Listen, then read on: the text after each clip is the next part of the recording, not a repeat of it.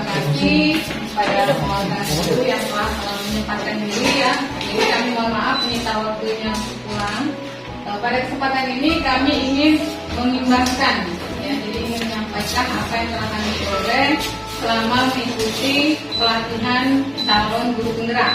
Jadi untuk biodata awal, judul materi kita yang kami pelajari terakhir itu modul 1.4 tentang budaya positif. Fasilitator kami ini jauh ya Bapak Ibu, orang timur dari Maluku, Ketua Triatri Sermap, kemudian dengan pengajar praktik adalah Pak Andi Umani. Ini adalah guru SMA Kandis. Mungkin ada yang kenal ya Bapak Ibu. Nah itu Bapak ini mengajar mapel PKN. Kemudian kalau yang itu CGT-nya saya sendiri.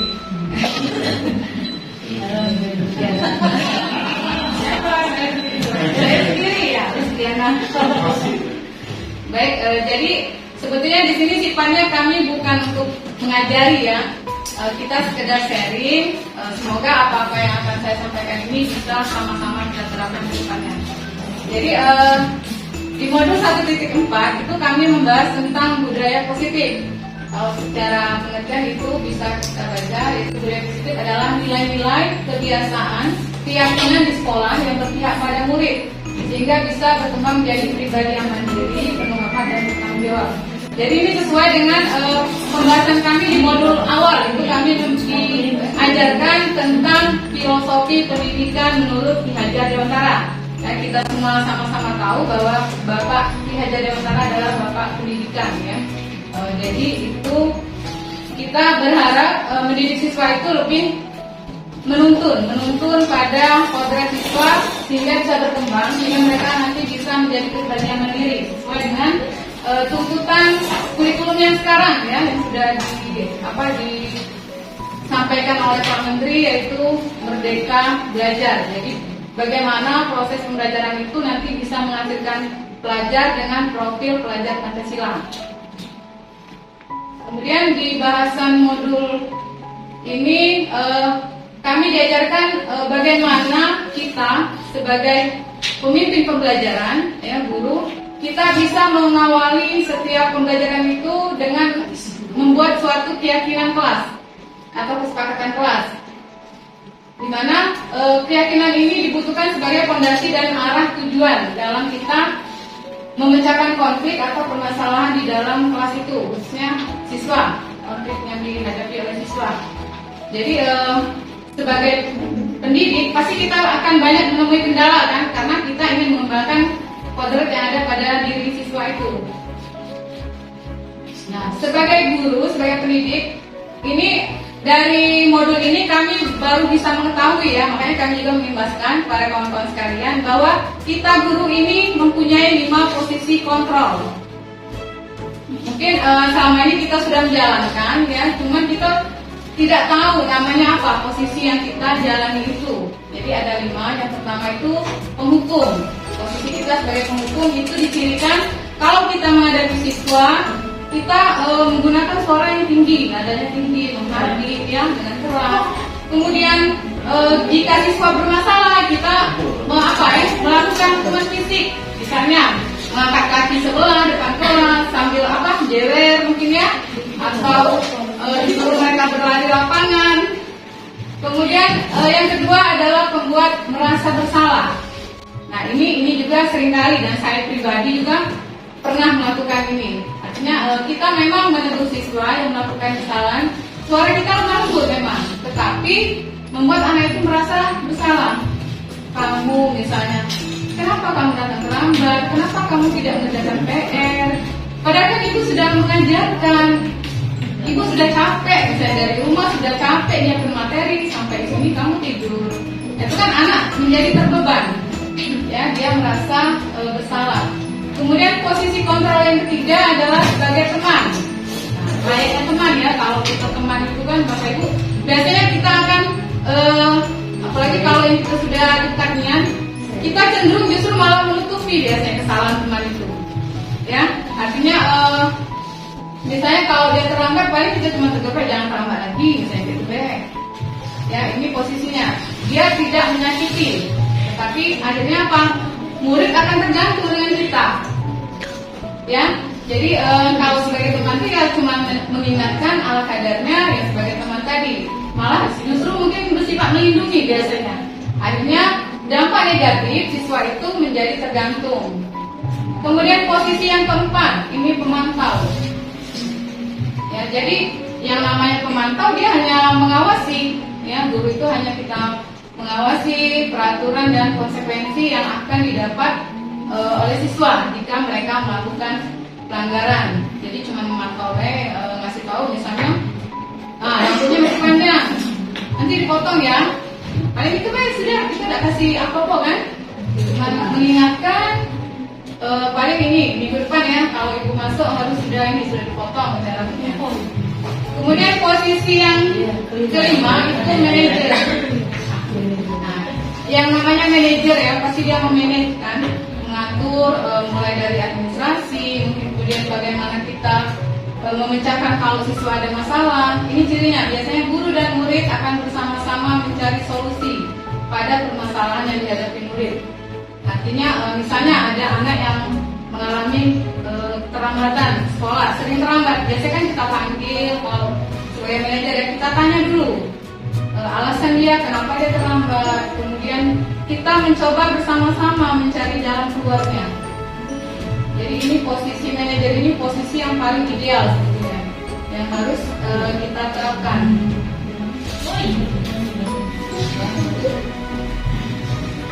Nah, jadi ini kaitan dengan masalah budaya positif tadi ya.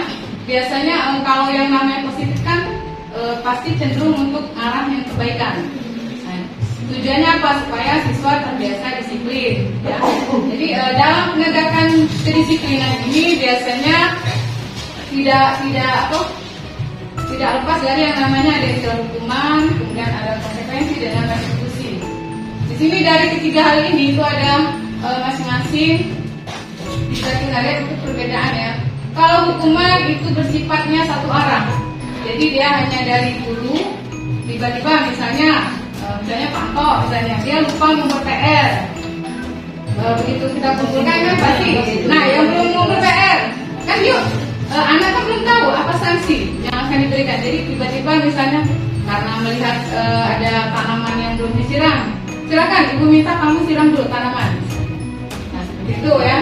Jadi dia siswa tidak bisa menolak, artinya dia cuma satu arah. Kemudian di situ murid hanya menerima hukuman tanpa melalui kesepakatan atau pengarahan dari pihak guru, baik sebelum atau sesudahnya. Jadi hukuman ini bisa fisik maupun psikis ya. Cuma itu dampaknya, murid akan disakiti oleh suatu perbuatan atau kata-kata. Jadi kalau bisa saja guru itu dengan kata-kata yang tajam. Kamu ini, maaf ya, misalnya ke fisik sudah kecil, hitam, pendek, sudah tidak kuat, gitu. Kalau sekolah itu KTMB-an. Tapi jangan kita seperti itu. Kemudian berikutnya konsekuensi. Ini beda ya kalau dengan hukuman tadi. Kalau hukuman itu satu arah, kemudian dia tidak ada yang tertulis, tapi sudah disetujui oleh murid dan guru. Umumnya bentuknya bisa dibuat oleh pihak guru atau sekolah, kemudian murid mengetahui sebelumnya konsekuensi yang akan diterima bila ada pelanggaran.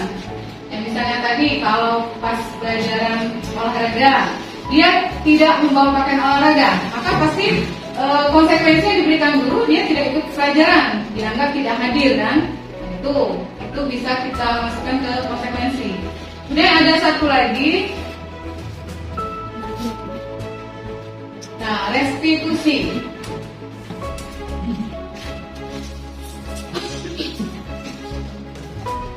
Ini cara peningkatan untuk disiplin tadi ya, disiplin positif. Jadi ada restitusi itu suatu proses menciptakan kondisi bagi murid untuk memperbaiki kesalahan mereka sehingga mereka kembali kepada kelompok dengan karakter yang lebih kuat. Itu menurut dosen.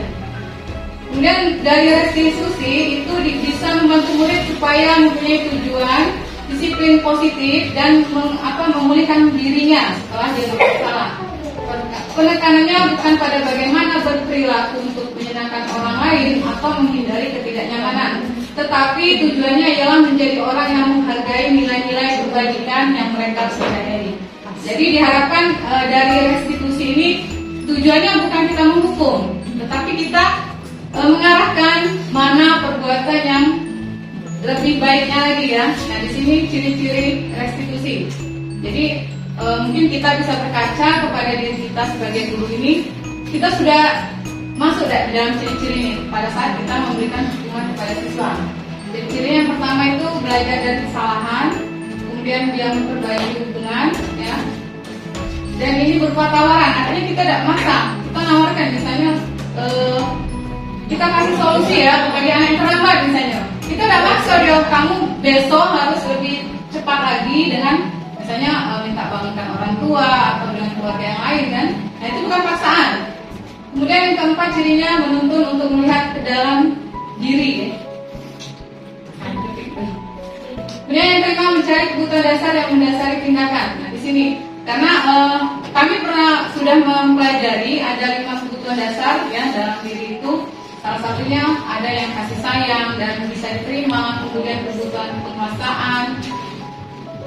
Kemudian yang ciri yang keenam yaitu dia lebih memperbaiki karakter ya, bukan tindakan. Tadi jadi dengan memberikan solusi.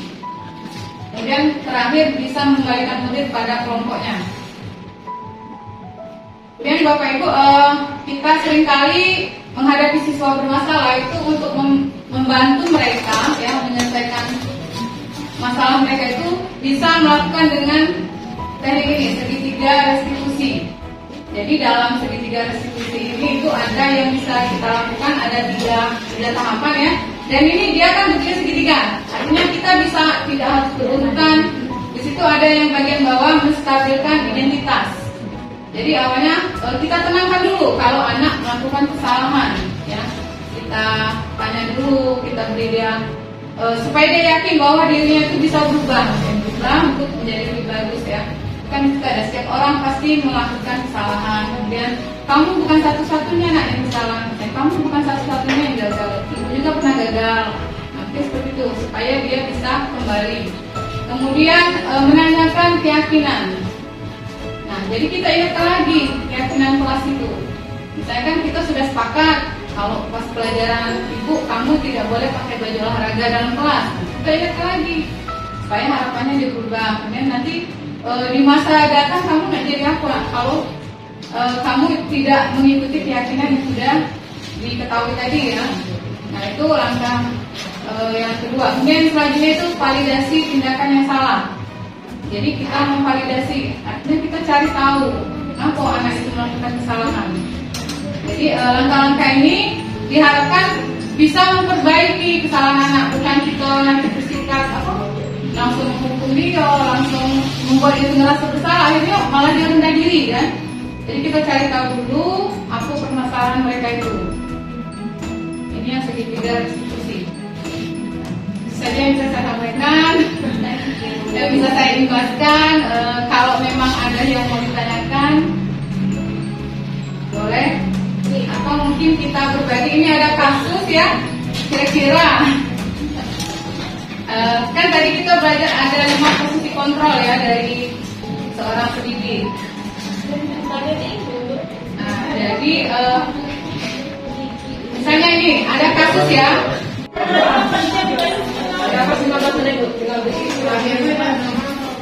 Baik kawan-kawan, jadi ini mungkin untuk sharing ya, mungkin dari materi tadi kita bahas sama-sama kira-kira permasalahan yang dihadapi siswa ini termasuk dengan penanganan yang dilakukan oleh guru.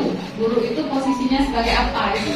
Jadi tadi kan ada 5 ya, ada penghukum, kemudian pembuat rasa bersalah, sebagai teman, sebagai pemantau dengan manajer.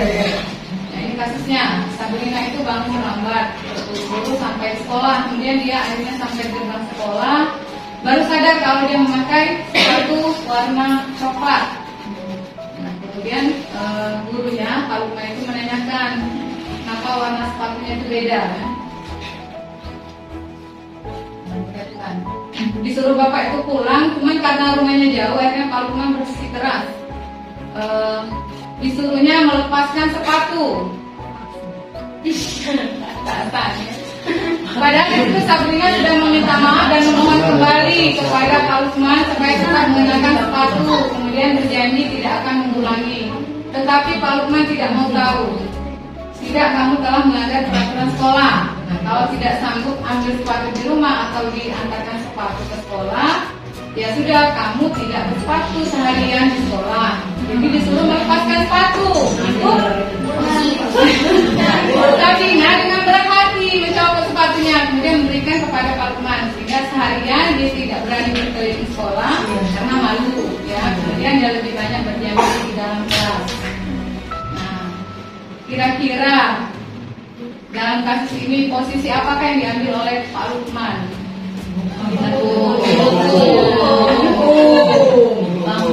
Ya, silakan siapa yang mau ini kasih masukan, boleh Pak Hafiz.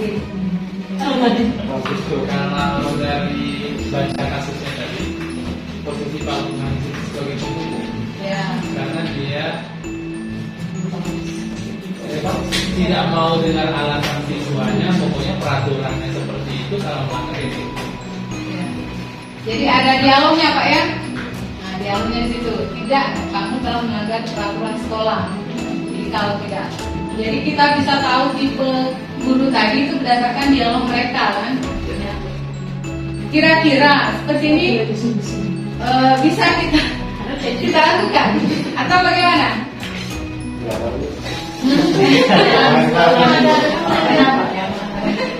Ada, kalau itu saya bagaimana? Kalau menangani kasus siswa seperti ini, diambil sepatunya.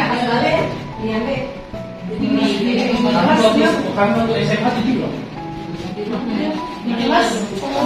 Jadi itu solusinya ya Pak ya. Kalau memang anak belum mampu beli warna hitam, jadi kita siapkan ya pilotnya. Harusnya hitam. Iya. Jadi kalau saya hitam di pilot hitam. Oh, Jadi jelas.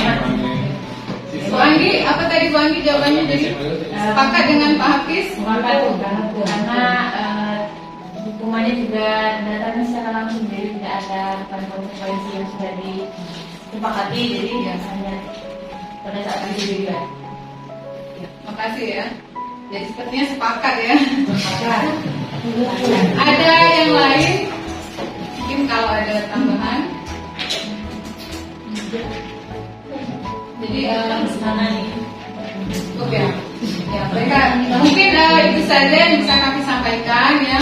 Kami berharap kita sama-sama kedepannya bisa menerapkan budaya positif ini sehingga bisa membantu untuk apa ya, menciptakan pelajar yang sesuai dengan tujuan pendidikan ini, kurikulum merdeka ya, profil pelajar Pancasila, karena mereka disiplin, kemudian bertakwa kepada Yang Maha Esa, disiplin, gotong royong, mandiri ya, itu bisa kita sama-sama membangun karena suatu kebaikan ini tidak bisa dilakukan oleh satu orang, jadi semua harus berperan, harus berkolaborasi.